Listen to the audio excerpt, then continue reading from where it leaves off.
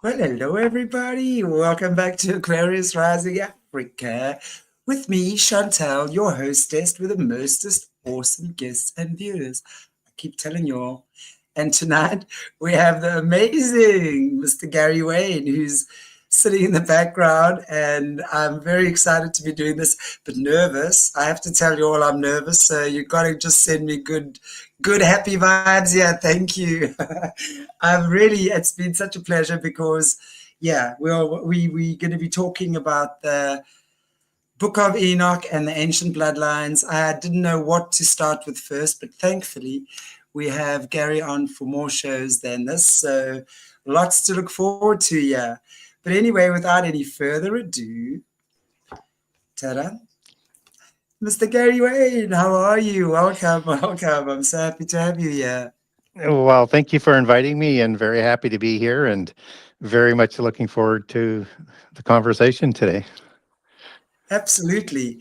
Well, you guys know GaryWayne hardly needs much introduction to any of you. I know our viewers are pretty familiar with you and your work, Gary. But for those who don't know, Gary's an amazing author of the Genesis 6 Conspiracy 1 and 2. I've started listening and it's absolutely incredible. I've got the audiobook, I have to just say, which is amazing. And also a Christian Contrarian, which I like because my understanding of that is that it's not church politics and propaganda, right? It's more the true scriptures, the ancient scriptures that you, Gary, have been researching for many years. And that's what I love, the ancient scriptures, the ancient texts.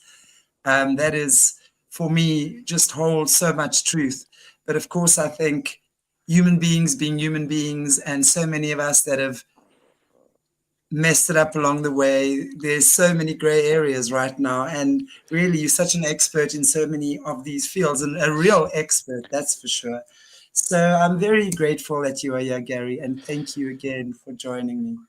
Well, again, thank you for inviting me. And for people who maybe not know what I mean by a contrarian is, and we'll end up in the same place, but I call myself a contrarian because I tend not to accept or believe what somebody says without verifying it myself, or what somebody said is there. Or it's kind of like that old saying from the US is I'm from Missouri, show me. I want to see it.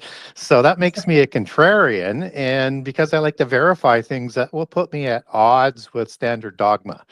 So that's where Right. that comes sort of back to being that contrarian. And from a biblical perspective, and I didn't really start to pick up on this before when I realized that, I am a contrarian. I might as well sort of accept that and go with it.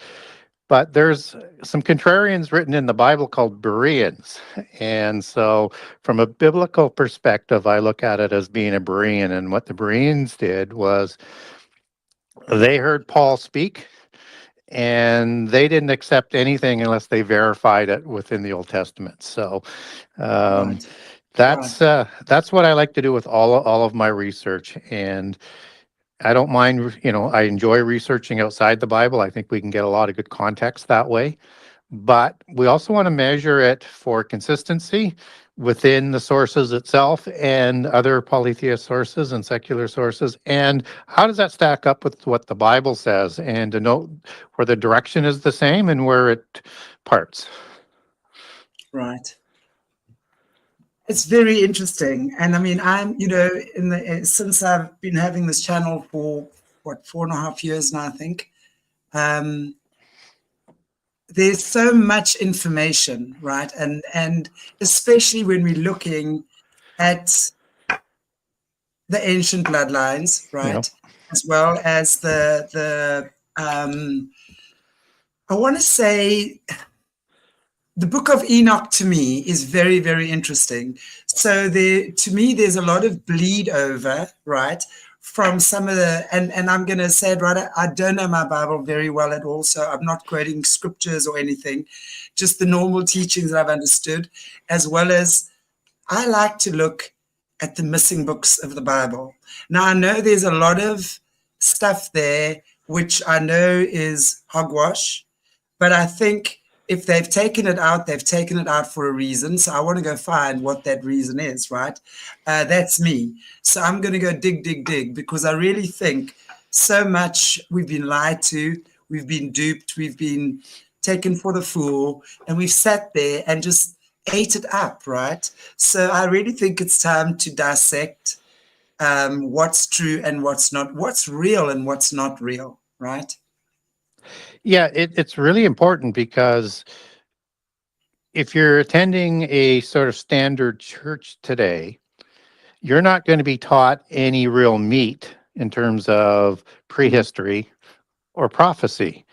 So it's not that there isn't a lot of that in the Bible. They're just not going to address it, and for reasons Right. that are many. But so that turns people to some of the Apocrypha, and there's a lot that's out there, and there's also a lot of writings around the world. So what's interesting about prehistory is that it is the same narrative seen through a polytheist lens versus a monotheist lens all around the world. It's talking about the same sets of events. So one of the interesting things about recognizing that is all of a sudden now you realize we have a common history, and how it's presented to us is through the lens of what's being presented to us, through the biases of those particular groups. So I tend to look for what is common and what our common history is, and I understand the different lenses that are being used. And when we do that, we can better understand why we're here and where we're going. Exactly. Just an interesting fact about you, though, that I also picked up on my research, and just purely by accident, actually. You used to be an atheist. Yes. Now, before we get into all of this, I would be very interested to know how someone who's an atheist finds his way into being one of probably the most well respected historian. I want to say, yeah, so many author on the biblical topics. So how on earth did that transpire? Yeah, that was an interesting sort of transition for Change. sure. And I didn't get there willingly and looking to get there. That's not what I set out to do. What happened is I was quite young, and I, as you had mentioned, I was raised in a Baptist church and baptized. But by the time I was a teenager, I had left Christianity and was more of secular. And I liked the idea of science. I liked the idea of the knowledge that we're developing. And so I was an evolutionist by definition.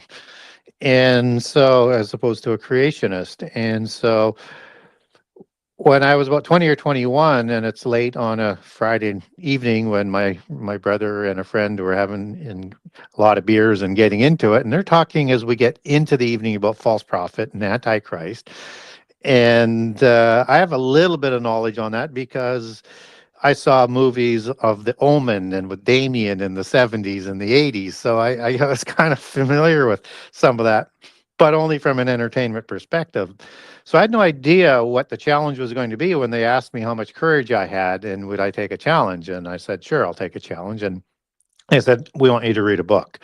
And so it was a book by a fellow by the name of Hal Lindsey, who wrote many books on prophecy in the 60s, 70s, and 80s. And this book was called The Late Great Planet Earth, or The Great Late Planet Earth. And it scared the socks off of me. That if even 10% of that was true, I need to know more. I need to know more about that. And I was very wary because, at that time and even to this day, there's a lot of charlatans within the Christian community. They're just there to make money. They've got agendas, preconceived conclusions, all sorts of different things that they're doing for control, power, and money. So I was very, very skeptical, but I wanted to deal with it. So the easiest thing you can do is you can go and buy a Bible and you can look up the passages, but you realize the Bible is a really big book, and was it within context, or was it just sort of cherry picking particular passages? So that set me off on my contrarian nature that I need to know more about this. So as I'm reading through the Bible, it's a tough read. You know, I'm not ready for this at all, but I do get through it and I realize there's just so much material there. I'm going to have to figure out a way to do this. So I want to log everything on prophecy, see what it what it's all about. And at that time I didn't know there was similar kinds of prophecy around the world, that has the same destination, a little bit different outcome. But this had sort of intrigued me, so that's the trail that I was on. So I set up a elaborate system after failing a number of times on how to log all of this, and I logged all of the prophecy narratives over about 15 years or so, and then I started to put them into kind of narratives. But when I was growing up, I was really a history buff and a mythology buff, and so I knew a lot of the things that were being talked about within the prehistory of the Bible is very similar to what was going on around the world. And I had made those sort of connections. But, as I'm first going through to get the prophecy narratives, you get to Genesis 6 pretty quickly, and it's talking about angels and giants. And I'm going, whatever that is, I don't want anything to do with it. I know there's some similarities here in some of the other things that I had read, but I'm not here for that. I don't want anything to do with that. But No it fee keeps fi, coming no up. fun. Yeah. So that's when after doing all of that research, I realized I had lots of books I could write. And I was, had started my path and made a choice to go Christianity versus polytheism or secularism at that point in time. And so when I started to write the book to connect Genesis 6 with the end time events that are recorded in Revelation, and just to see whether I could write a book. So it was more of a item because I don't know whether I can get published or anybody's going to read it, and I don't have a platform. I'm not a minister, don't have a theology degree, none of that. So, but I get it done fairly quickly in a short book, but I realize this has not enough context. This is more than just what's in the Bible. I want to connect in some of the other cultures. So it's pretty easy to connect heroes from Greek mythology and the heroes from Sumerian mythology and Middle East mythology. But I realized that I don't have enough context about the culture for Christians if they want to have a look at this. And I don't even know whether there's going to be Christians who are going to read my book or non-Christians or both, because you can get into a sort of a conundrum there in terms of getting everybody upset at you. Nobody's going to read the book, so you have to walk a fine line if you're looking at sort of both sides of the equation. And so as I'm doing this, I decide I have to read about ancient scriptures other than the Bible. And, reading the Bible for me was very difficult the first few times through. So this is going to be difficult. So I start to read about all the Gnostic books that are out there, all the Dead Sea Scrolls that have been found. And I start to get into books like the Vedas and the Book of Mormon, the Popol Vuh, and just try and get myself acquainted with not every religious culture that's out there, but enough that I can give a larger sort of context. And that's a real test to what you believe or what you don't believe, because what I learned, whether it's the Qur'an or any of the Gnostic Gospels, there's a lot of interesting information that's in those books and scriptures, and it can be quite seducing. Right, exactly. So I as I'm going through it, I realized, I'm not as strong in my understanding of the Bible as I need to be, but I'm not going to let that deter me from continuing because I want this information. And so, but then I started to see the patterns show up, and I saw the distinctions, and I realized, okay, it's again, same events, different sets of gods, Well, may, all may going I in the ask? same direction here. May I ask you? Sorry to interrupt you Yep. there, but when you say you started seeing the similar patterns showing up, what Yeah. specifically? I mean, say going to the same God, I understand that, but what was the thing that made you see the patterns? The same types of positions of the different gods in the Right, polytheist end, and then right, seeing a relationship with the pantheon that's the Canaanite pantheon or the Rephaim pantheon in the Bible, and understanding that these are all the same gods, just right, different vernacular names in different cultures. So there's an original, whichever number you want to use. We can use the 7 wandering stars. We can use the general number of 12 gods before the flood, 12 after the flood. But there's a commonality there, and they all have very similar positions. And they're really, except for some vernacular differences in rituals and names, it's the same religion. And I realize this is an original religion, that there's that there has to be a starting point to that, and that both recognize, whether it's polytheism or monotheism, that the other exists. So the right, question then gets to be is, which do you believe? And that I right. leave that up for everybody for themselves. My choice remained as monotheism, but it just sort of opened my eyes to understanding the events that they're talking about, so I could see them clearly. I have just a comment to make on that, because I did spend time in India. I studied yoga there, and I spent a lot of time. I was fortunate enough to not only, obviously, we're in the teachings, and you get taught the scriptures, the Bhagavad Gita, stuff like that, right? Yeah. And what I appreciated about the Hindu teachings, and this is kind of a twofold thing, was they completely resonate with the human condition. In other words, our suffering.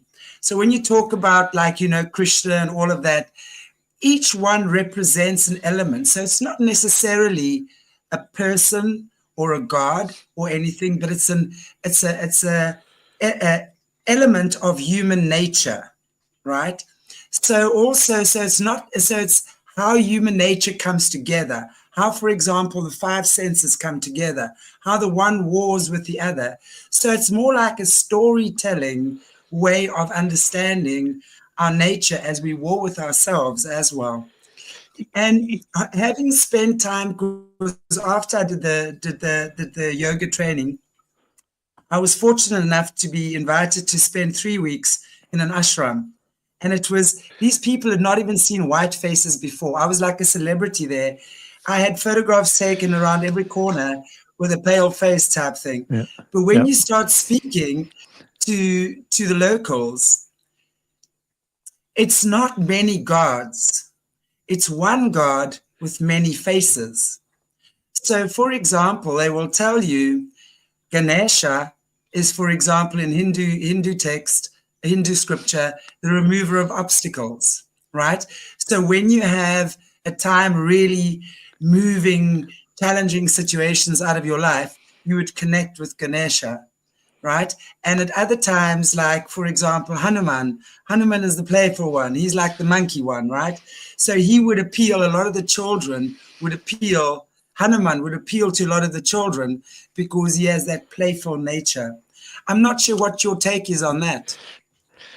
Yeah, from a principle perspective, I think what you're talking about is kind of correct, and you see that in both polytheism and in monotheism, that there's from the similarities there is a source, and then there's Right, different manifestations to carry out different aspects of the main source. And to say that right. as sort of neutral as I can, and Yes, that's and exactly. so, and even in the subcontinent of India, with their various distinctions within the religions there seems to be like this trimurti, or this 3-part sort of nature to that original being. Yes, Now, again, as that comes down, you could look at that in 2 different ways. Is that one, polytheism might be the original source and monotheism is a corruption, or vice versa. So it depends on your perspective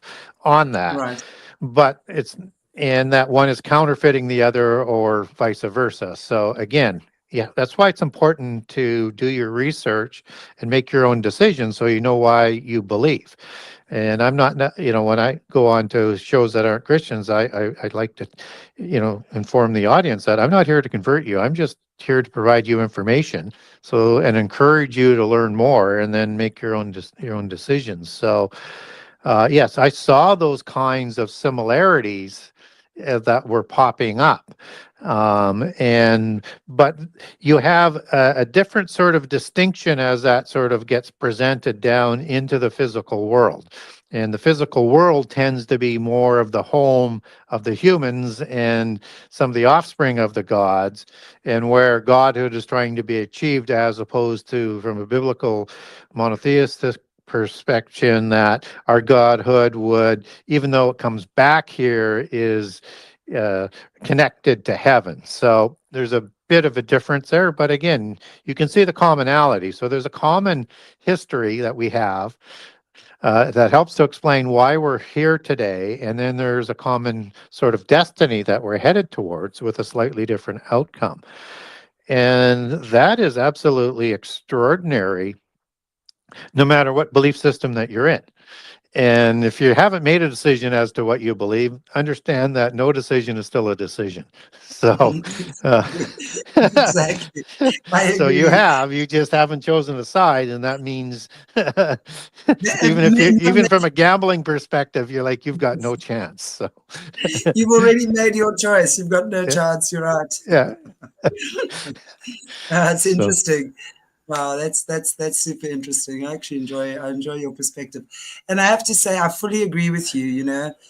I think the true Christian understands that everyone makes their own choices. Isn't that what Jesus taught us? Right? Is to yes, just and not the big judge. the big mistake that Christians make and other religions make is they try and force their belief system on others, and everything, particularly, and I'll talk just specifically from the Christian perspective, but you have to choose to be a Christian every day and then continue to do the things that would, keep you as a Christian and keep believing. And I actually think that, without being from those other religions, that has to be done as well.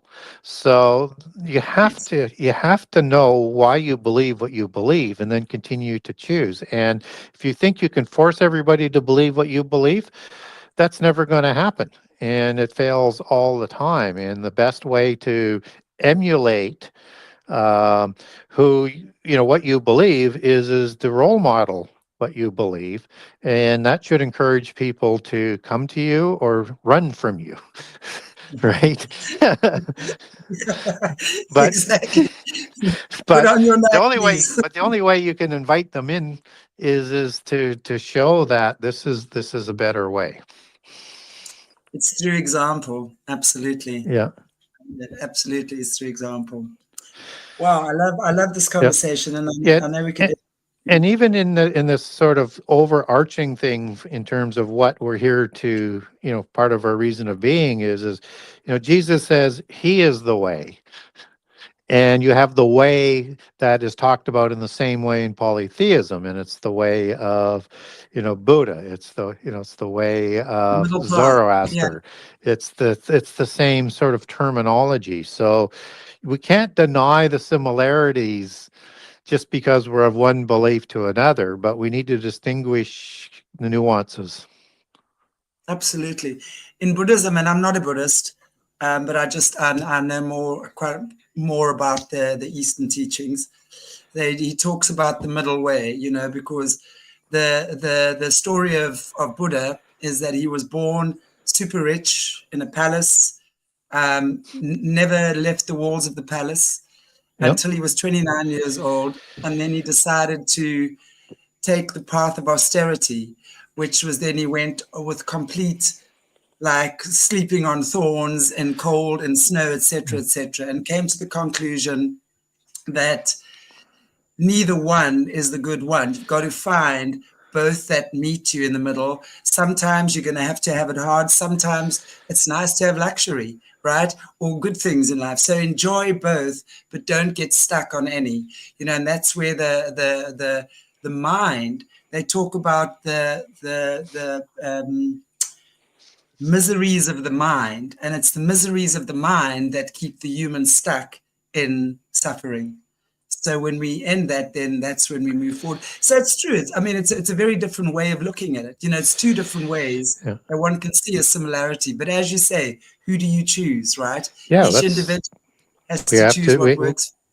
Exactly, and you should feel comfortable in whatever that you choose. Doesn't mean that there may not be consequences, but you need to be comfortable.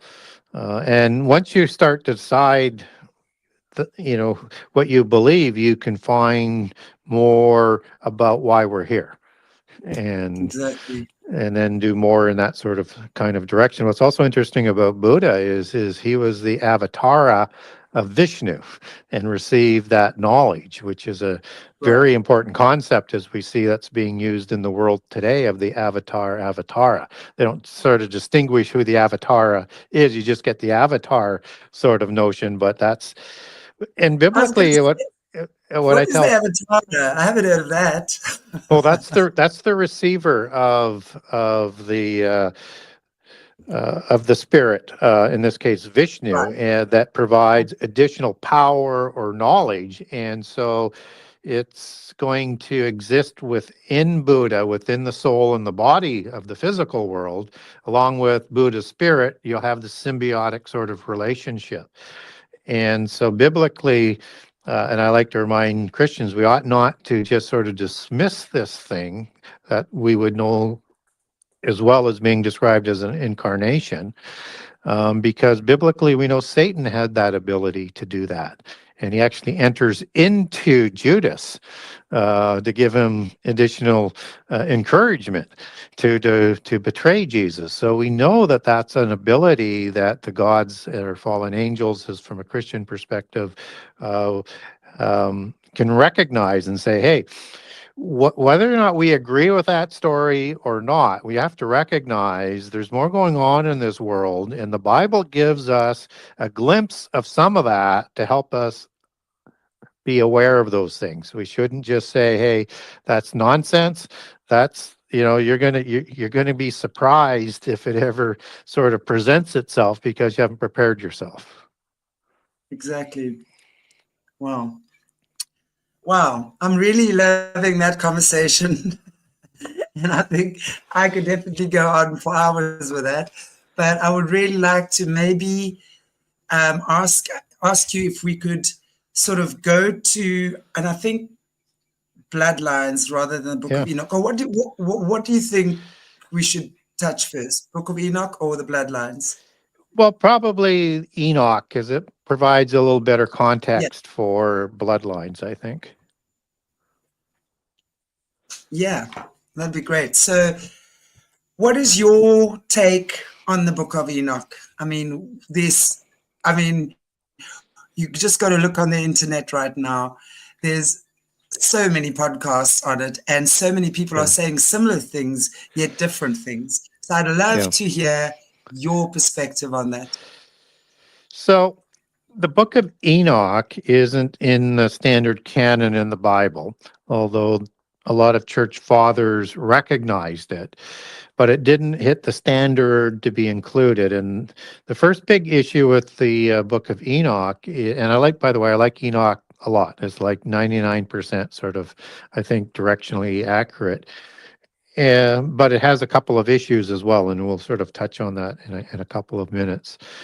So the first issue from a veracity perspective for being included within the biblical canon is it doesn't have a original Hebrew manuscript to test its veracity. We get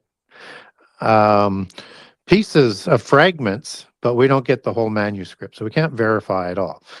Now, what we do know is that we get a reference to the Book of Enoch in the Bible in Jude, and the quote is identical. And we also know that a lot of the words you can take back to Hebrew So like when you have this angel that's in Eden named Gadrael, for example, that means God's wall or wall of God in Hebrew.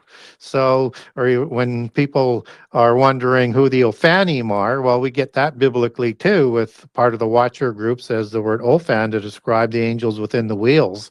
And the wheel is a Gilgal in Hebrew, but the four-headed cherubim-like angel, which is distinct from the cherubim because one of the face of these wheel angels is a cherubim, so something distinct.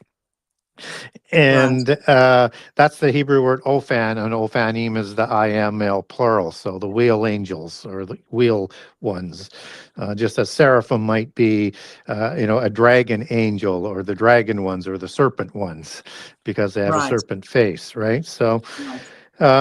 so just to say that for the record, in terms of we don't have original Hebrew, I tend to use the Ge'ez version or the Ge'ez version because it's a little bit longer than the Aramaic and longer and more passages than the Greek version or the Slavonic version. So that's the one I tend to use.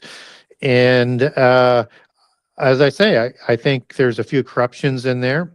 There's a lot in the introduction to the Book of Enoch that I have by Charles, that is the translation that I use, is that he says that experts say that there is additional writings that have been added into the Book of Enoch, and there's 4 different groups for its writing.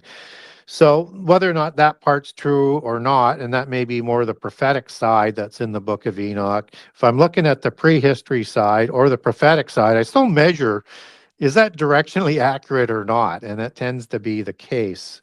So I like it. I like it a lot. Do be careful with it. I have a document on it, as citing out where it might part with scripture in certain areas. But overall, like I say, I like it a lot. So Again, is it one of these things that I guess we've got to use discernment with? Is there no right or wrong here? It's something that is kind of accurate, but maybe not 100% accurate biblically. well, I think it's because we don't have that original sort of veracity. But I mean, there's a couple of things you could look at in different translations coming down. Things might be inserted because it goes into different languages and has different influences. Yeah. So when I'm talking about things that are not directionally accurate, it would have in the Book of Enoch that the angels built the ark versus Noah building the ark. Okay, it doesn't say the ark wasn't built, but that's a polytheist version that seems to have crept in, or the biblical one is wrong. You have to make your decision on that. And it has Enoch living to be 500 years old. And biblically, if it's the Enoch son of Jared, that would mean there's an error there because he's taken at 365 to heaven. So it's either Enoch, son of Cain, instead, which doesn't seem to be right because it's more biblically accurate to the Bible than what the son of Cain writings would be. So it looks like a corruption, or somebody just said, let's put that in there and for some whatever reasons. So just little things like that. But when it talks about the fallen angels, I mean, we have that biblically. And when it talks about Yes. Satan and the Satans, we understand that biblically. When it talks about Gabriel and Michael, and through the old KJV Apocrypha, Raphael and Uriel, we have that biblically. When it talks about the sons of God, we have that biblically. In Yes. terms of specifically that language. And the sons of God in this case are defined as the Watcher group versus the rest of the angelic orders. So when we would read then, let's say Job 38, 4-7, where the morning stars and the sons of God are celebrating at creation, that's the morning star order and all of the Watchers, right? So this is before the rebellion biblically. So these sons of God go and create giants. We get that Yes. biblically. So the things that we're getting within the Book of Enoch is just providing additional context and sometimes identical language to what's in the Bible. And so that's why I talk about it may have additional information, but directionally it's moving in the same sort of manner. And that you Right. can also make that same sort of comparative to more of a polytheist accounting of this, if I could call it that, with second Enoch and third Enoch, where now you have different names being used and some other different things being added in, but it has a lot of commonality with first Enoch. Um, Exactly. so Yes. now you have those ones to deal with, and they are either more corrupted, or maybe one is written by originally Enoch son of Jared, one is written by Enoch son of Cain of the same events, right? And now you start to get, your mind starts to get a little bit mushy. And I wish we had more on the Enoch Book of Giants, other than just the fragments. But that seems to be quite consistent with what's in First Enoch, and then that will also has different versions that are out there with the Manichaean Book of Giants, which is the amalgamation of the Aramaic and the Persian version, and the Persian being the Zoroastrian or Hindu equivalent account, as also being part of the same Indo-Aryans that settled into Persia as they did into the Indus Valley. Wow. So when we're looking, okay, so fallen ones arrived, however they came here. Yep. Okay, they arrived. So now, if we're looking at I hate calling them the elites because I don't know what else to call them. I just call them the creatures of the night because really, to me, that's what they are. That are currently controlling the planet. Now, from my understanding, they have claimed or are part of these original bloodlines from the fallen angels. Am I correct? The 1% is Sammy, you're right, yes. Yes, and that they would be not only descended and created by them, but also received all the additional knowledge from Yes. them. And again, that would be recorded not only in the Book of Enoch, but in all accounts around the world where the gods provide the knowledge for civilization and to whatever technology perspective you think that they got to. I think it's what we're just catching up to today, but that's a different sort of story. And interesting, you talk about the word elite. And you might sort of, this is a little bit of minutia, and maybe I won't go too deep into it, but elite is like elites, as in Israelites, right? So it's like a type of people. And if you look Wow. at the meaning of the word, I mean, it's a select group that is superior in terms of abilities or qualities to the rest of society. That's how they consider themselves. It's a group or a class having the greatest power and influence because of wealth and privilege. And they have this wealth and privilege by virtue of their position, education, and genealogy. And so as you look at back into its old meaning, it was understood to be a chosen person, as in a chosen one, and Old French for is elite, élire, elsra, choice, and selected or choose, respectfully. And Latin is eligere, meaning choose, and elect or election. So there's a long etymology of this genealogy within the word elite, and el is the Hebrew word for an angel or a god. And I would say that when you look at the genealogical lines that they say that they come from, and they take each genealogical line back to one of these gods or fallen angels, they have those genealogies that they keep in place to this day. But you would look at, just as you have like a seraphim, that I am plural, cherubim, and I am plural, Yeah. ophanim, right? In the Yeah. ancient world and in multiple cultures, that I am plural represented this majestic royal bloodline back to the gods. And so the peoples that had that pure genealogy would have that I am plural as well. So Nephilim, Rephaim for giants, Anakim, Horim, right? I am. Yeah. And so I would say they should probably, they're giving us the ite in there because they may be looking at, they have more hybrid bloodlines and more humans Right? because of blood disease issues if they don't intermarry. And they had a different issue after the flood than before the flood in terms of having a requirement to intermarry with humans. And so, but I would sort of say, you know what, if they wanted to be honest, they should just call themselves Elim. Yeah, exactly. Then at least we so many of us wouldn't be fooled, Yeah. right? And for so long. Sorry, I just knocked something on the floor. That's okay.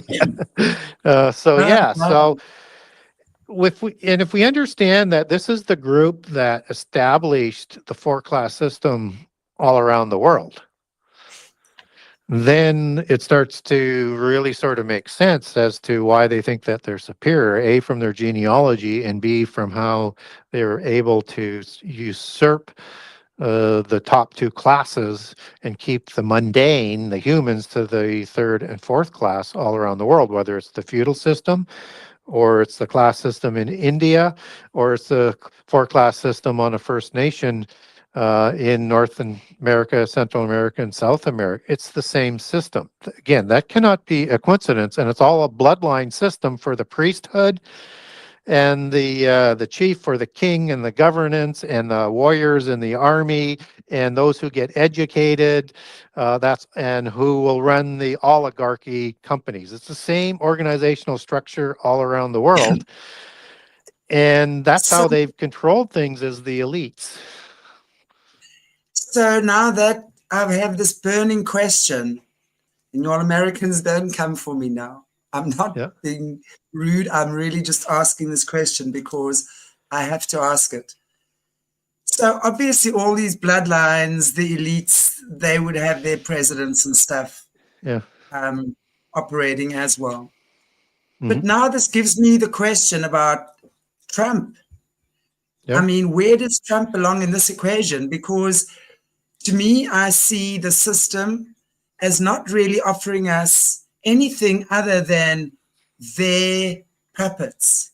Yes. Some of their puppets might be more evil than others. I mean, and Hmm. I go back to the war, like the wars, Gary, like we go back to World War I and II. We know that these are people fighting themselves. They've created these wars It for was an money and interfamily war in World War I and World War II. They were all cousins. okay. So are you saying that this is like a family fight? Yeah, it's a rival because at the end of the day, there can only be one bloodline that rules the earth. So there can only be one. It's like the old Highlander movie where they have all these warriors and they're taking each other's heads because that's the only way you There can can kill be them. but one. That Yeah, gorgeous Scottish guy, what was his name? yeah, We all had the hots for him a few years ago. That yeah, one. exactly. Yeah. What? So yeah, it's that same. That's just an allegory of the fairy allegory of the same sort of dragon bloodline. So it's we need to understand that the genes that come with the elites seems to have a war gene in there. And they're always trying to exert themselves and to take control. And it's been with us throughout our history, and they use humans as pawns. I mean, it's so we know we've been used as pawns. I mean, that's become clear to us. I think this last few years, we really are just their cattle, and as those in the know will say, we vermin. Really, we're less than cattle. Cattle are kind of, they can use cattle. Vermin, they just kind of like want to squish and do whatever with. But that is super, super interesting, because if we're looking at that, okay, I'm not sure what I should talk about first: the warring Well, family or well, Trump. maybe we should go back to Trump first and finish that off. So yeah, so Trump Yeah. is part of what you would call in North America. You have a lot of families that, and as they're described within the North American culture as part of the 13 families. Well, they're not. They are pseudo blue bloods. So the U.S. was set up by the European royal families to help bring about this one world government for the end time that they've been planning. So do they have genealogies that you can trace with a lot of the presidents back to the Plantagenet, which is a junior offshoot of the Anjou? Sure. What's Trump's royal bloodlines? I haven't done the research on that, but he is sort of standing up to that standard puppet sort of assignment that the U.S. has from the royal bloodlines. If you look at what the U.S. does, they're the attack dog for the Europeans, right? And they use them to try and impose their will on the world.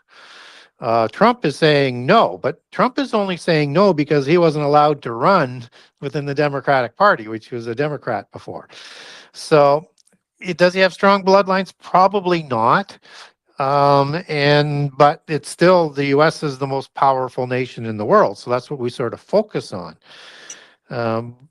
But understand that they were established and funded by the bankers of the Royals, right? Through the Rothschilds, who is another family that is quite familiar, but they're more Jewish, and they come from the Bauer family in Germany, and then changed their name to Rothschilds when they set up the London Bank.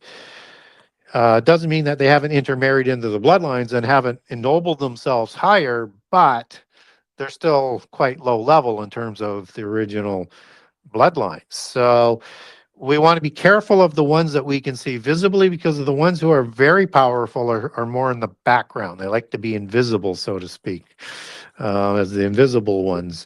So when we look at Trump, it looks like he is,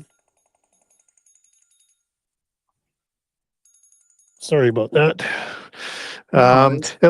It looks like when we look at Trump, it looks like he's standing up for the little guy, but we have to understand that the Royals are polytheists, and within polytheism, you have a duality, that what I would say, on the macro and the micro. And on the micro, that's where the rivals come from, and you get two different groups. And in the West, we kind of know them as white hats and dark hats, right? And then you might look at black magic and white magic, good princes and evil princes. It's that duality that is written into the history and entertainment throughout our existence. And it's not that they don't have the same agenda, they just have a different way of getting to that goal. And so we have to be careful that we're not being used and cattle herded from poles apart, seemingly ideology, into the position where they want us to be. So we have to understand what's going on first.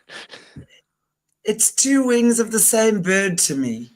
Yes. You know, that's the way I see it. And I'll tell you my concern as a foreigner observing what I'm observing. Okay. I'm seeing Trump buy up a lot of things, or want to buy up a lot of things. I do believe, isn't the Gulf of Mexico now called the Gulf of America? He's changed it, at least on his own maps. But that's what I'm saying. So it's like, now I'm looking at what's happening in Africa, right? In South Africa particularly. Yep. And I'm, with the farm murders. Now we know that the farm murders, despite the fact, no matter how much our Pinocchio president has been telling the world there are no farm murders, there are farm murders. I know people who've been murdered. It's all over. Okay. So what I'm concerned about, when we look at the West, that is a intellectual continent. The West is intellectual. Yep. Africa is hot. Okay. Yep. It's two very different ways of looking at things. Yep. And two very different ways of existing. So part of the problem, obviously, in Africa has been the colonization and the raping of the minerals, right? So what's happening now is Trump is now saying to South African farmers, come over to America. We'll give you a green card. We'll make sure you can farm. We'll give you whatever you need. You're going to be safe here. That for me is such a red flag. Because as a South African and a farmer's daughter, that just annoys me, because we have got brilliant farmers here. This country is agricultural. So instead of trying to buy our people, right, which is not going to solve the problem, maybe come and spend 3 months in Africa with your entourage, learning how African people operate. Understand what they can teach you. Not just what you can give and take. What can African people teach the West from the heart? So that for me is a concern, because it's a system where Trump is a businessman. He wants to get America back on track, and that's his mission. And I respect that. I just wonder about the long-term effects of these things. For us to have a peaceful existence on planet Earth, we have to learn to understand and get to know each other and get to embrace each other's differences, and not see each other as savage or a white superiorist or whatever it might be. That's my concern. I don't know. What's your take on that? Yeah, so I would be, I was happy that Trump was elected, and I had hoped he would slow down this push towards world government and the globalist movement. But he might be accelerating it, might be doing the exact opposite that I would have anticipated or wanted him to do. And certainly as a Canadian, we can certainly sympathize with the concerns that we see Trump expressing today. And so I think what he's doing, though, he's actually going to speed things up. And he's disrupting the Western European domination, but he's also waking them up to come to the forefront. And he's siding more and more, not completely yet, but almost as independent of the European bloodlines, and wanting, if he can, to get closer to Putin and to Xi. And there seems to be, just as Xi and Putin have said, it's not that we're against the New World Order. We just don't want it dominated by the Europeans. So we want to be part of it, but we have a different sort of vision of how that should look. And Trump has a more similar vision, whether or not he ends up being allies with Xi or Putin or not, but it's a similar type of position. So we're starting to see some of this kind of pushback that's starting to happen. And I think the only way we're going to get to that new world order that they're looking for is they're going to have some unfortunate wars for them to bring that into place. And that might be what is starting to happen right now. Well, talking about wars and blood, still while we're on blood, it's very interesting for me because, again, talking about the one percenters, let's just call them the one percenters. What was the word that you said we should call them, Gary? Elim. Elim. E-L-I-M. The Elim. The Elim, yeah, we all just christen that from now onwards. That's what we shall call them. So we're talking about the Rh negative bloodlines as well. Yeah. Why is that such an important bloodline for them to have? Because we're hearing, obviously, that the Rh negative bloodlines, they love it, but they can't interbreed too much. I get that. So they got to bring other bloodlines in. For me, if we look at the Luciferians, they cannot create anything. They only emulate or steal it or invert it. So could it be possible that God's original bloodlines, celestial bloodlines, angelic bloodlines, I don't know if you call it that, would be blue, like they refer to as the blue bloods? You know what I'm saying? I don't know. These are questions that come into my head, and they're trying to emulate that. Yeah, I think so, but understand they're controlling that information so that people don't get a proper understanding of it. Because if the massive population of the world ever woke up to who these people actually are and what type of destruction they've reaped on us over thousands of years, they would lose control, right? Just based on Exactly. sheer numbers. So they like to keep things in sort of a very controlled manner to stay in control and as in power. So if we look at RH negative, that, as we look at coming out of science, suggests that somehow comes into the human bloodlines, which is positive, at some point in time. When they don't really say, and they're very speculative. It's like hundreds of thousands of years ago, or it's this. It doesn't really matter. The main point is that there's an entrance of this type of bloodline, but where the argument breaks down, and it's because they know people don't dig into things deep enough, is that they say Rh negative by definition is missing the D antigen. So you can't add something that's missing Yeah. into it. And so and everybody's, oh, okay, well, maybe it's the other way around. I don't know. And then they're all confused. And that's the point of saying stuff like that. It's not necessarily the Rh negative. Is that an important manifestation? Absolutely. But it's connected to the gene, as in Right. genealogy, as in gens. So it's the gene that passes on the ability to make Rh negative blood that everybody knows without modern technology for drugs, Rh negative and positive isn't going to be able to intermarry and produce, right?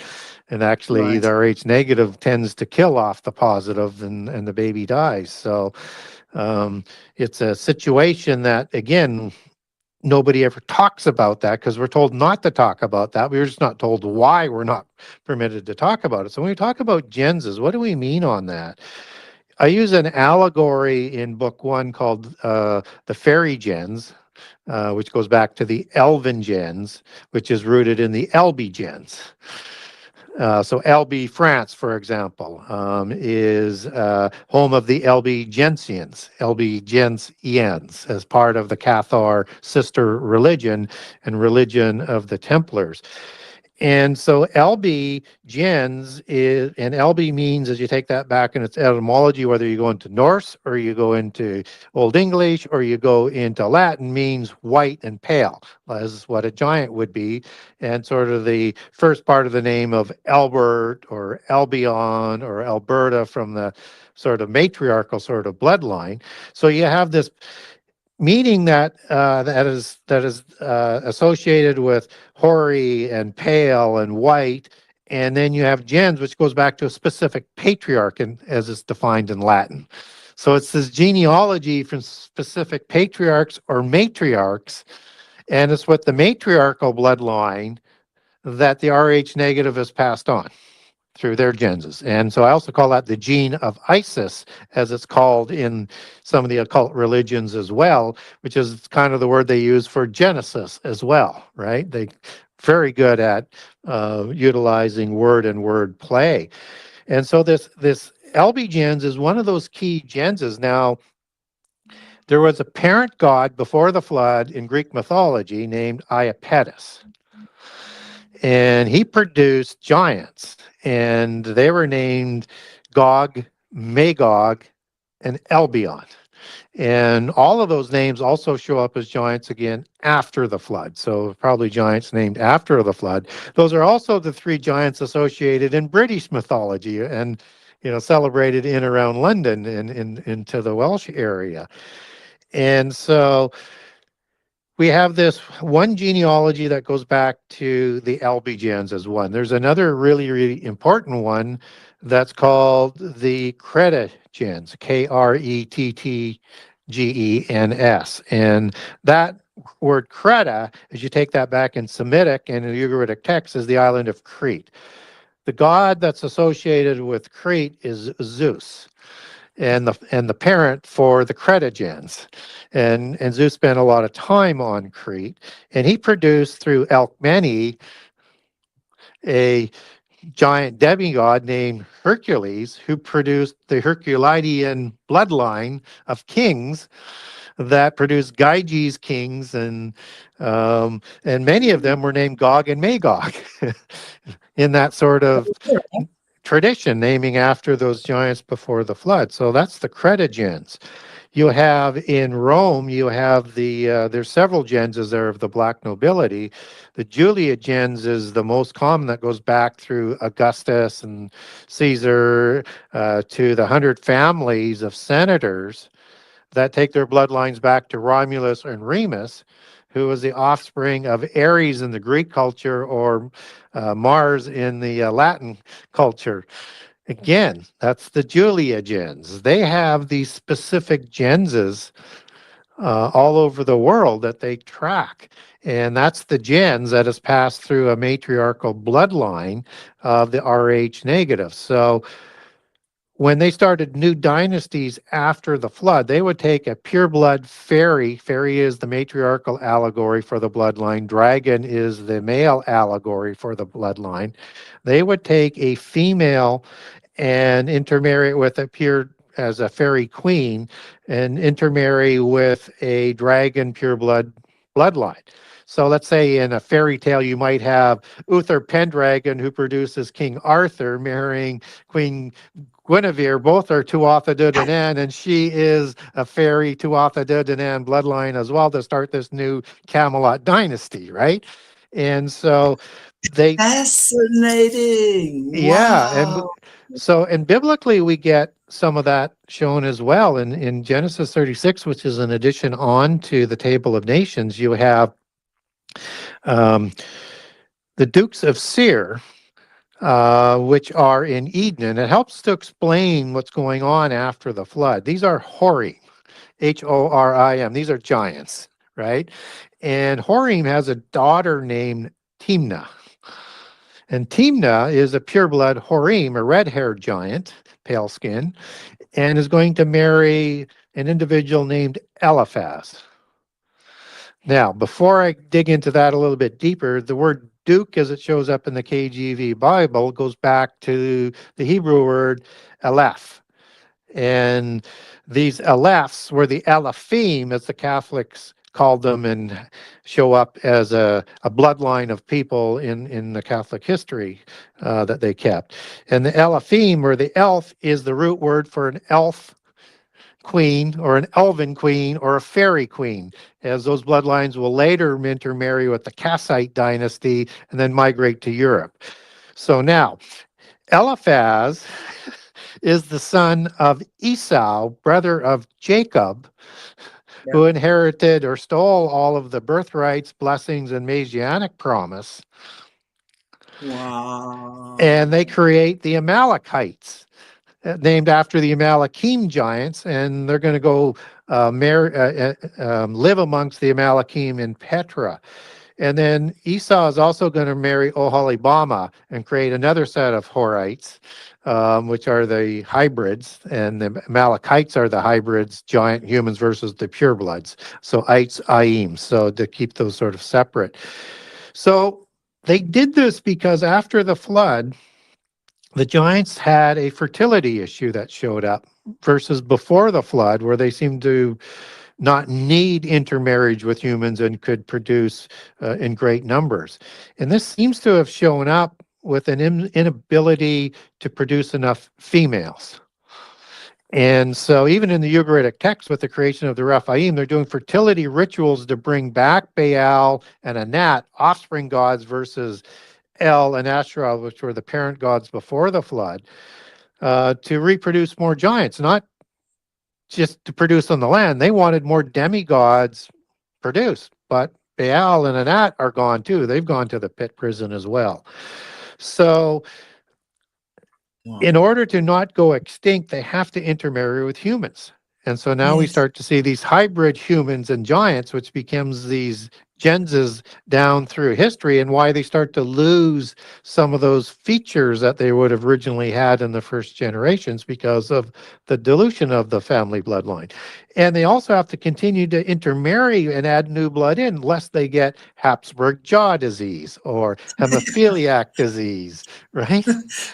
Sloping forehead, you know, these huge ears. Yeah. Wow, this is fascinating. It is absolutely fascinating. It really makes a lot of sense. So I'm definitely going to have to watch this over again because I'm sure there's a few things Yeah. that but it definitely, it makes so much sense. It And absolutely makes so much sense how, and the intermarrying yeah, of the different bloodlines, the dragons and the fae. I mean, yeah. how incredible! So that I'm sorry, I've got like so many words in my mouth. Let me just take a breath. This is obviously something that they planned right from the get-go, right, Gary? I Yes. mean, it was the first thing on their mind then is to get the different families or bloodlines rather married so that they can continue their bloodline and be the top Elim, Yep. right? Yes. so that they can just continue to rule and do what the heck they want. How when does this end, in your opinion? Because if we're looking now the end times that we are all discovering these things, right? People are waking up. Now we've also been and we know there's lots of dodgy creatures of the night coming out of portals and things. But there's been a lot of doom and gloom predicted for this time. And Gary, I don't buy into that. I'm sorry. I don't. But what is your take on where we're at right now? Is the world ending, or is it just the world as we know it that's ending? Well, in both cases, the world doesn't end, whether it's polytheism or monotheism. And so, in Yeah. polytheism, we've entered into the age of Aquarius, and it's a long period of time. But somewhere there's a destruction by fire. So, just as Shiva comes back as a destroyer god, um, Shiva is also a creator god through destruction, right? So, and in the age of Aquarius, there's destruction by fire. Biblically, we have destruction that's reserved by fire for the end time, but it doesn't end the world, and it continues in with the millennium and then a new heaven and a new earth after 1,000 years after that. So both continue, but there's a nexus coming, and a nexus of the different views of what's being played out, who are the good guys, who are the bad guys, and what happens next. There's a different view of. So nuanced a little bit, but all projecting similarly. So you have the new Buddha predicted to come back, Lord Maitreya, as an incarnation of Mitra, of both the Hindu pantheon and the Zoroastrian and Persian pantheon, as I mentioned sort of earlier, in the root religion of the giants after the flood. So Mitra is an interesting individual that comes back at the end of every age as an incarnation before it moves on to the next age. So very similar to the Shiva allegory, and probably the same god, or the same type narrative centered around Mitra versus Shiva. And we have Azazel, that's in the Book of Enoch, who is the destroyer god of the antediluvian epoch, as we would understand him. And Azazel is the one who taught all the arts of war, and whether it's making weapons, the technology for those weapons to destroy the earth by fire, and all the other illicit knowledge, and is the scapegoat that is called Azazel on the Day of Atonement as the second goat that's sacrificed for, we're not told what sins are in the Bible. So on the Day of Atonement, the first goat is sacrificed for the sins of Israel. And then you have this scapegoat that's sacrificed, sent to the wilderness for some unknown reason. That's the Hebrew word Azazel for Wow. scapegoat. Now, Azazel was a seraphim before being degraded to Satan status, as one of the Satans, as the Book of Enoch would refer to him as. And he's the leader of the Watchers sent to the pit prison, who's coming out in Revelation 9 in the end time, according to the biblical accounting. And so he's the one who taught all the knowledge. So when we talk about here, as we talked about a little bit earlier, a connection between the Knights Templar, Cathars, Albigensians, the religion, the bloodline, the Templars worshipped Baphomet, which is French for Father Mitra,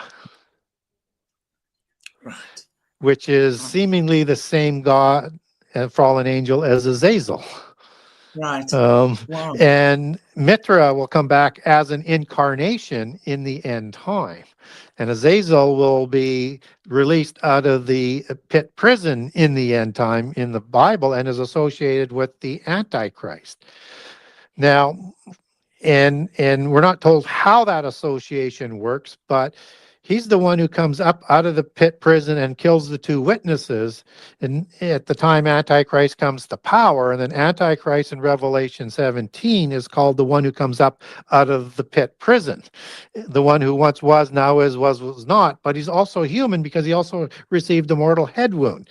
So there's a Avatara thing possibly going on, or an incarnation with the Antichrist sort of figure. Now, when we look at the new Buddha coming back and Lord Maitreya, which is the other name, that is Lord Mitra coming back as an incarnation. So you see these intersections sort of coming back. So, so I know I went down a long sort of rabbit hole there. So, but what I would say is we are heading into times that we won't be able to understand unless we know what happened in prehistory. There's a saying in polytheism that's identical to a saying in monotheism. And the saying in monotheism comes out of Ecclesiastes 1, where it says, "Nothing is new under the sun. What was will be again," and the understanding of this only brings grief and sorrow. So what we saw play out before the flood, what we saw play out throughout our history, and if there's a history older than that, you would have the same type of cycle that leads to this destruction that's coming in the end time, or at least almost the complete destruction of the world is probably a better way of putting it, but not a total destruction. So I think we're moving in that sort of direction, but people want to get far too much in front of the events that we have here today. So they're trying to project what's still down the road to happen sort of tomorrow, but it'll be a bumpy ride to get there. And so there's lots more to happen to arrive at that sort of apocalyptic type of destruction that happens in the last 7 years. But we should see some very interesting things starting to happen. And what's also interesting is 2025, according to Alice Bailey, is the time of Lord Maitreya coming, not technically this year, but that period where Lord Maitreya will come in. And this is the time of the externalization of the hierarchy. And for people who aren't really familiar with that type of language, that's the invisible ones making themselves visible again. That's the hierarchy, which means sacred assembly of archons. That's the council of gods, both in polytheism and as described in Psalms 82 for the council of gods who rule over the 70 nations, who once walked amongst us both before the flood and after the flood, are going to make themselves visible again. And so what was will be again, and in ways that is going to be very difficult to imagine. Okay, so what is your imagination telling you? Well, I think we're just catching up to the technology that had the ability to destroy the world by fire. We have that ability now. And that this technology is going to be even more advanced, that as we get into the interdimensional technology, which is that angelic or God technology. Uh, that includes the understanding and working of portals, how to do things in different sort of dimensions. It's the development of sort of AI. It's being able to alter things at the quantum level, at the gene level, at all sorts of different levels. It is going The to be a d- world like Atlantis is depicted at its highest technological state. yes. Now, this is going back to Trump and what's going on. This is what concerns me. This is another point of concern for me because this cancer vaccine and stuff. Never mind the Neuralink. Okay, the Neuralink Yeah, is that's not even up for debate right now because that to me is there's just no ways that can be good. yeah, Secondly, this whole cancer vaccination that they want to develop that now emulates your personal DNA completely. So they're going to give you a vaccine, I think, and if I remember correctly, it kind yeah, of clones your DNA, and then they can create the perfect healing just for you. Now, that to me is, I'm sorry, you are laying yourself wide open for abuse with yeah, that. Anyone in my opinion who thinks that's okay, I'm sorry, it's not. yeah, Your body yep. is God's temple. And yet we continue to do it. And just as developing AI only leads to, at some point, not being able to control it, it's going to have a bad end. So if it's going to be like the days of Noah, if it's going to be like the golden age of Atlantis and the first time, then we should understand that this type of technology was available then. And they had the ability, according to the polytheist accounts, to change DNA and create chimera type of creatures as in the Greek mythology, but we see this in all of the histories around the world, that you can create things that have multiple animals as in a chimera type of being, right? And when we look at that ability, if you could do that, what else can you do? Because they're also, these things were living beings, so they were able to get a consciousness in there, no matter what you think that Mm, consciousness is. And we have not yet hit that ability. We can clone an animal, but we can't have it live because it only has a soul and a body yet. It still needs that right. consciousness or that spirit, depending on what your belief system is. And so biblically, we're told that the whole earth was corrupted before the flood, not just with the violence that Yeah. goes to the giants, but all flesh was corrupted as well. So the whole everything on Yes. the earth and all the flesh. That means the plant genomes and all of the DNA. Yes. So we're seeing that capability start to happen again. Again. And so that is, again, pointing towards a nexus point of things being very much similar. And what's also interesting is in the days of Noah, that's used in the overarching sign for the last generation, the fig tree generation, you have a corresponding one to Matthew and Mark that talks about the fig tree generations, or the one recorded in the book of Luke that has the fig tree generation, days of Noah, but also the days of Lot attached to the days of Noah. Now, the days of Lot are the days of Sodom and Gomorrah and that destruction by fire. So that's the transition allegory from the destruction by water that happened with the flood to the destruction of fire that's happening in the end time. And I think that the antediluvians, the people before the flood, they didn't know what type of catastrophe was coming. They know two possibilities. One is destruction by fire, one is destruction by flood. They just don't know which. And I get there because in the Gnostic accounts and in the secret society accounts out of the Polychronicon, you have two pillars that are created that's going to be buried underneath the Great Pyramid.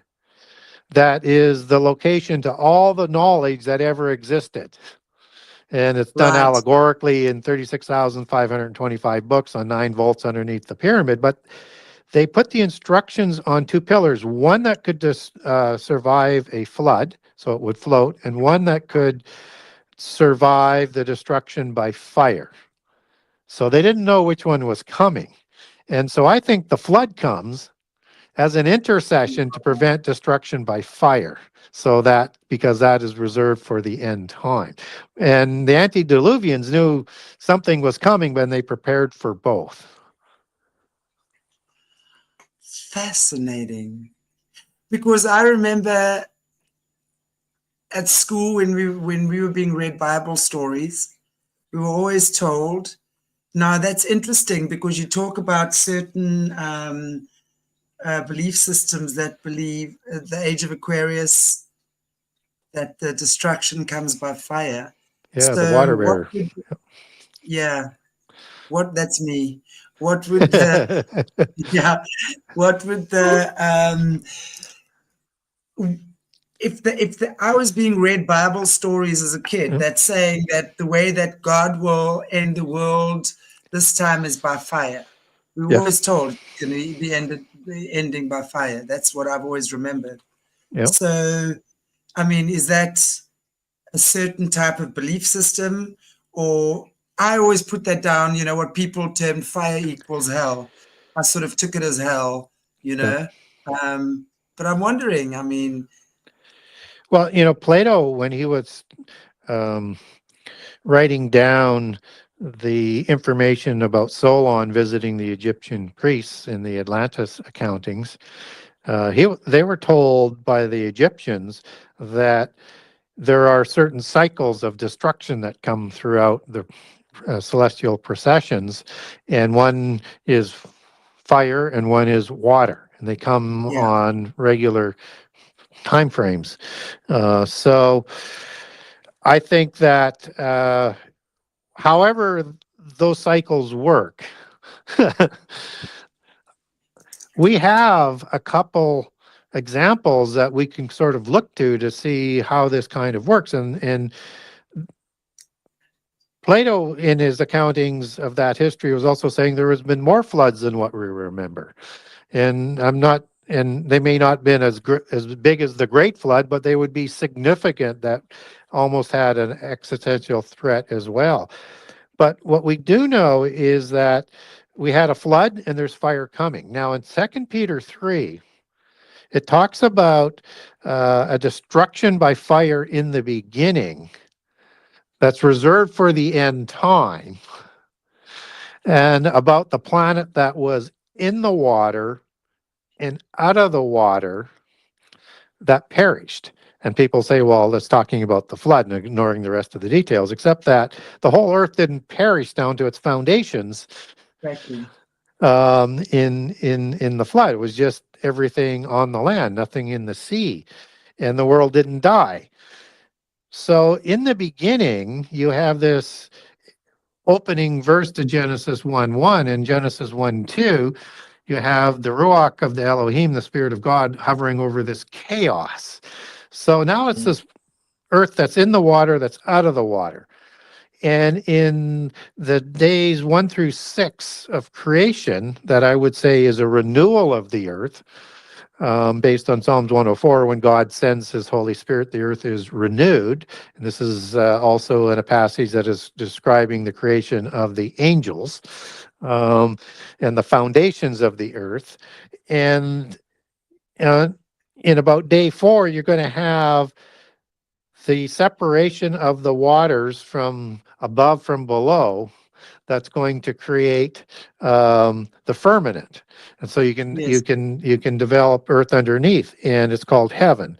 And so what's interesting about that is if you had a destruction by fire that destroyed the earth, had it perish, that firmament would come crashing down onto the earth, and you'd have this chaos.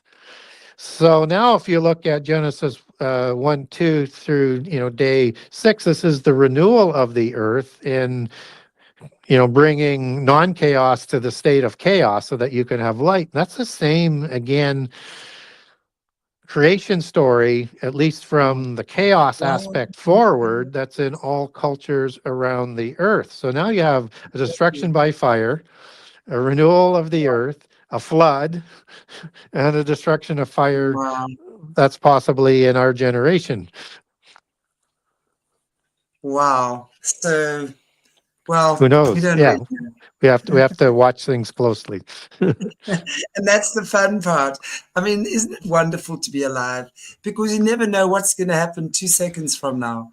You know, Yeah. I think life is so exciting. I really do. And aren't Yeah. these just incredible times to be living? I mean, to be discovering this information and to be, sharing stuff like this is amazing for me. It is such an amazing time to be alive. It really, really, really is. Wow. I was just thinking maybe I missed something a little bit. I just get on the table is for people who have Rh negative blood. There's been a lot of Mm. surveys done on them, including ones that done by NASA, and there's a lot of sort of commonalities to this. But here's some of the major ones: is they feel they have people who have Rh negative blood feel they have a higher intelligence level, 135 plus, better analytical skills, better intuitive abilities, more psychic abilities, larger heads and eyes, lower body temperature, lower blood pressure, higher percentages of blonde and red hair, increased sensitivity to light, subject to more alien abductions or occult phenomena, and believe that they can't be cloned. And some of the additional ones with the NASA one, because there's so many surveys out there, would be an extra vertebrae in many of them, extra or misplaced ribs, thrive on little sleep and do their best work at night, and Yes, yes, have yes. more contact with angels, masters, elemental nature spirits, spiritual teachers, and openly declared UFO intelligences. And that's from the NASA report with that type of language. Well, the thing about my rib is when I was pregnant, my child kicked me, so my rib cracked. Yeah. That's the only thing I have about a rib. But other than that, it's pretty much on point for me, for sure. Yeah. Especially the not sleeping. But what I've also read is that one of the reasons why the psychic abilities are more is because the way that an Rh negative person or the Rh negative blood is processed is different. Able to get more of the blood more oxygenated. Yeah. So that's why also when you're looking at stuff like from the ancient Himalayan masters, and I was doing a show with Dr. Dennis Carroll a couple of weeks back on the Vril Society, right? Yep. And we see what they did. But then, of course, the Himalayan masters obviously use the opposite, right, Yep. of that, where you through yoga, because they observe people doing yoga, and with yoga you are doing so much breathing which oxygenates the blood, and then you are able to become more aware, psychic. Your bodies can move into different positions then much easier, Yep. that sort of stuff. So everything is based on breath. Everything, and that's what they've said, the O negative blood types, and they said specifically O. Sorry, did I say O? I meant Rh negative. But they say specifically O processes the blood in that way differently, where the blood is more oxygenated. So you have the ability to have more spiritual experiences. Well, So I don't know. and yoga is designed to put you in a position to have access to the divine essence in its original Yes. sort of state. So there's something there that can recreate that scenario to make that contact or portal or astral planing or whatever that manifestation is going to end up being. And the Anjou have a belief system in the research I did on the Anjou, that they had an ability in at one time that's now been lost to a large degree to communicate telepathically. And they call that the hive mind. And what's also interesting about the Anjou, you see the fleur-de-lis is one of their emblems, but the flip side of that in that imagery of the fleur-de-lis is the bee. And so they very much have this association with the bee, the queen bee, and the hive, and the sacred geometry, and the communication, and the drones as part of the patriarchal bloodline. But it's that queen of heaven sort of understanding in that allegory that is really important in the hive mind, or the ability that the bees have to communicate, right? Right, As a exactly. group. And so they believe that when their ancestors have more pure bloodline, they would communicate telepathically. So that's the hive mind they would like to sort of recreate. I wonder whether or not they're trying to do that artificially with that Neuralink, because they were saying at Davos, not this year, but last year, is that they believe they're within 10 years of having that ability through some sort of implant kind of system. Well, I think, my opinion on that is, and it's not scientific at all. It's purely my intuition and the way I put things together. Is that if we look at the bee, right? Bee, the hexagon, the way that the bee operates in its hive consciousness, right? Yep. To me, again, and that's why they try to destroy the bees, because if you look at a bee is actually a little cryptid. It shouldn't even be flying. And the wings aren't actually big enough to carry the body, but the way that the wings flap creates the hexagon shape. Oh, yeah. So so what they've done, in my opinion, they've taken that and they've inverted. Instead of like having the queen for me is more about a community, a project you're working on. It's not an individual. And they've taken that individual and made the rest bow down to her. Yes. And be a slave. So they've turned the hive mind into a slave mind, actually. They when have. It should never be that. Yep. The flip side of that is the complete working together with one community next to the other, all doing things. Yep. And putting it's more like the greater consciousness. Yeah. Right? As something you work towards, not a single person that you have to bow down to. That's my opinion on an energetic level, what they've done.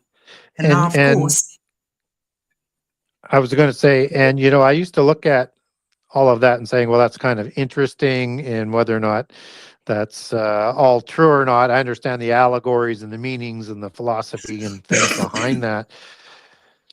And it didn't strike me that maybe what they're also saying was also true, that they had that greater ability in the past, until I finally reconciled something that was as a link to suggest the accuracy there in the Bible, where it has these hornets involved. And the hornets were used in the time of the Exodus to discombobulate the giants, so the Israelites could go up and kill them. And so if they're in constant contact telepathically, the hornets are the enemy of the bee. They're the predator of the bee. And it's the hornets that would have actually prevented them from communicating, creating the panic. And I thought, and I'm speculating with the connection, but I know that they're provided. I know that they discombobulated the giants, and I know the Anjou believe and other royals believe they originally had that hive mind. So I'm thinking there's a lot of reality in that belief system that probably was on full display at one time. Absolutely. Everything you see it's the hexagon that they're freaking out about. They love that. They love that hexagon of theirs. Yep. And for me, it's like, why do you like your hexagon so much? Let's have a look. Let's just unpack this. Yep. Because they've inverted everything. They've turned everything beautiful into something so depraved, right? Yep. So, wow. Yeah, and that's what we do on this earth is we seem to corrupt everything. So well, let's work, Gary, with with people like yourself out there and many others as well. That we're coming back to our senses. we're reconnecting. You know, it's all about reconnecting to God, to nature, to each other, working together, you know, as bees do. Bee doesn't give a rat's backside whether its buddy has got a brown stripe and you've got a yellow one, right? They understand their position. We all work together. There's no competing, because the next task, my strength is there and you help me. The next task, your strength is there, we help you.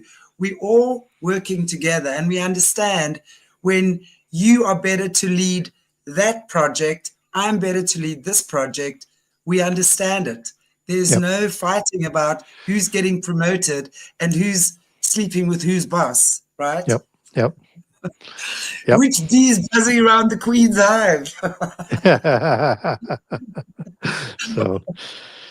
And all of this is why, you know, I like to encourage people to learn about the world that we live in and understand how things are presented to us, and dig deep into that, because we live and breathe in all of this imagery and we have no idea what the imagery means. Exactly. And the signs, God is always talking to us through signs. You know, watch for the signs. The signs are there. I mean, I love it. I love, you know, when I say, God, help. Show me 3 signs within an hour, or not if I don't. And as true as nuts, boom, boom, boom, I'll get them, or nothing. Then I go, are you sure? I really wanted to do that. Are you sure? Oh, wow. Gary, this has been such a fantastic podcast. And I know that I don't know if there's anything you still have to share for us. I know, happily, we're going to be having you back in the future again. Happily, guys, happily. We have him back. So I had to work my magic there. for people who say, well, how do you get as a Christian to these bloodlines? You know, understand that, you know, royale comes out of kings of God. Roy, old French for king. Regalis, out of Latin for king. And Indo-Aryan, the language of the giants, reg for ruler. And El is the translator is the, as we said, the Hebrew word for an angel or a god. Aal is in Baal, Lord God, husband God, master God, however you want to translate that, you know, is the same Al that's in Royale. And so, and it's the Baalim biblically that rule the council of the gods after the flood. So they're the kings and they receive their divine right and authority from the council of the gods at Mount Hermon. So you have all of that, but then we get a couple of passages like in Psalms 21, 8 through 10, where in the time of the end, you're going to have have this fruit of these people that are going to be removed from the seed of the children of men. So there's 2 different seed lines that are here. It starts with the seed of the serpent in Genesis 3:15. It's called the serpent's root in Isaiah 14:29. And these are the terrible ones that are talked about in Ezekiel 32 and Isaiah 25. So we have that and more to say, hey, there's more going on than just a spiritual difference. There is another group of people. And if we go back into prehistory, we can learn about them, whether it's in monotheism or in polytheism. It's the same common history that's on all continents, all around the world, in all cultures, and in all religions. It cannot be a coincidence. I fully agree. Wow. Wow. I don't want to let you go, Gary. I don't want to let you go, but okay. We will. Thank you so much.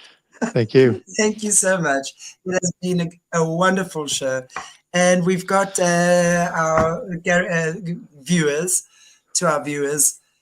Gary will be back with us towards the end of May again, and then again towards the end of the year for a couple of shows. But very happy to be having you on again in May, towards the end of the month, Gary, and we will definitely be talking about some other cool topics. As I said to you in the beginning, I think there's such a vast array one can choose from with you. So yeah, I look forward to talking more about giants and other freaky things, right? Terrific. Sounds good. Yeah. Take care, Gary. God bless everybody. And I want to just say thank you so, so much for joining us this evening again. I had a great, great show, and look forward to seeing you tomorrow with Jessica Jones. Jesse's about us back this week. Double Trouble on Wednesday with Jessie. I'll see you then with her. God bless everybody. Take care.